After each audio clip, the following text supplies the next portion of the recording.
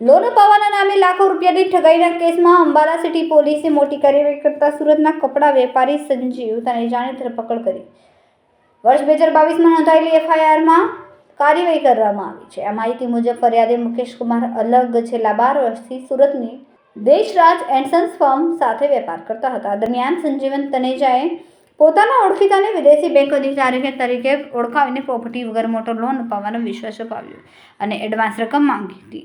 ફરિયાદી વિશ્વાસમાં આવીને અલગ અલગ હપ્તામાં રૂપિયા ટ્રાન્સફર કર્યા હતા। બાદમાં અન્ય આરોપીઓએ પણ મોટી રકમના લોનનું લાલચ આપીને પ્રોસેસિંગ ફી અને જીએસટીના નામે વધુ પૈસા વસૂલ્યા હતા।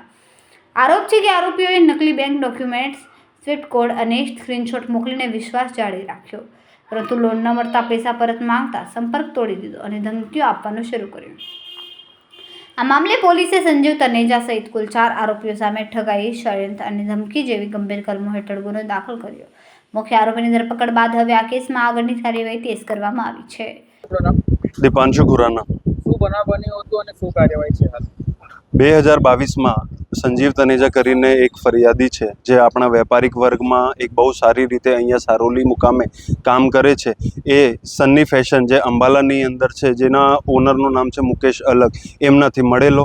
એમના એ લોકોના વેપારિક ધંધાની વચ્ચે એમને કીધું કે એ બેંકને એક લોન કરાવી દેશે, જેના કમિશન પેટે એમને 17,16,000 રૂપિયા આપવા પડશે, જે બાબતનો ચેક સન્ની ફેશને સંજીવ તનેજાને આપેલો। જે ચેકનો દુરુપયોગ કરી એમને સુરત સિવિલ કોર્ટની અંદર એક્સ પાર્ટે ઓર્ડર લઈ લીધો અને સન્ની ફેશનના મુકેશ અલગને એક્સ પાર્ટી જજમેન્ટ કરાવી દીધી। એના પછી અને જ્યારે આ બધા ખોટા દસ્તાવેજો ખબર પડ્યા કે આજે બેંકના જે 5,72,00,000ના જે ઇસ્યુ થયેલા દસ્તાવેજો છે તે બધા ખોટા છે, ત્યારે મુકેશ અલગે અંબાલાની અંદર 2022માં જ એક એફઆઈઆર કરાવેલી ધોખાધડીને વિશ્વાસઘાતની સંજીવ તનેજા વિરુદ્ધ। એ એફઆઈઆરના દરમિયાન ચાર્જશીટ થઈને ચાર્જશીટ પછી ક્યારે પણ સંજીવ તનેજા હાજર નહીં થતો હતો, તો ત્યારે કોર્ટે ધ્યાન લઈ ત્યાં બેલ કેન્સલ કર્યા અને એમના વિરુદ્ધ વોરંટ કાઢ્યું। વોરંટ કાઢ્યા પછી 11મા મહિનામાં જ્યારે વોરંટ કાઢ્યો એના પછી સંજીવ તનેજા ત્યાં એમના ઘરે કે દુકાને મળતો નહીં હતો। વખતો વખત અંબાલા પોલીસથી અહીંયા પોલીસ આવીને એ લોકો ખાલી હાથ ઘરે જતા હતા।